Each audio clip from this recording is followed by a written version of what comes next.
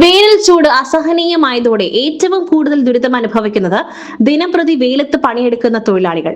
Auto taxi തൊഴിലാളികൾ, നിർമ്മാണ തൊഴിലാളികൾ, കർഷകർ, ചുമട്ടുതൊഴിലാളികൾ, വഴിയോര കച്ചവടക്കാർ തുടങ്ങിയവരുടെ ജീവിതം കടുത്ത പ്രതിസന്ധിയിലായിരിക്കുകയാണ്.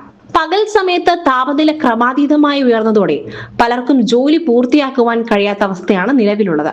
കടുത്ത ചൂടിൽ ജോലി ചെയ്യുന്നതും കാരണം സൂര്യാഘാതവും കടുത്ത നിർജ്ജലീകരണവും പലരെയും ആരോഗ്യ പ്രശ്നങ്ങളിലേക്ക് തള്ളിവിടുന്നു.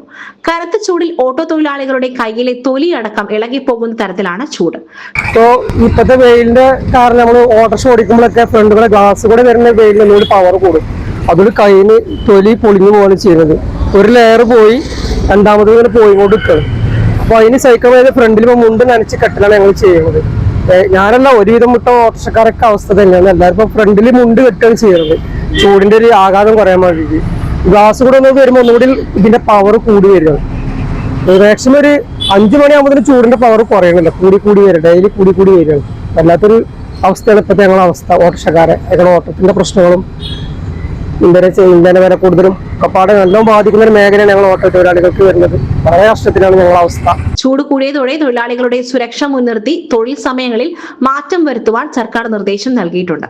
ഉച്ചയ്ക്ക് 12 മണി മുതൽ 3 മണി വരെ വെയിലത്ത് പണിയെടുക്കുന്നത് ഒഴിവാക്കണം എന്നാണ് നിർദ്ദേശം. പ്രതീക്ഷിച്ച തോതിൽ വേനൽ മഴ ലഭിക്കാത്തത് പ്രതിസന്ധി രൂക്ഷമാക്കുന്നു. കിഴക്കൻ മലയോര മേഖലകളിൽ പോലും മുൻ വർഷങ്ങളെ അപേക്ഷിച്ച് കടുത്ത ചൂടാണ് അനുഭവപ്പെടുന്നത്. ഇത് കർഷക മേഖലയിലെയും കുടിവെള്ള വിതരണത്തെയും ബാധിച്ചിട്ടുണ്ട്. SS Gold, pure gold. SS Group, Nilambur.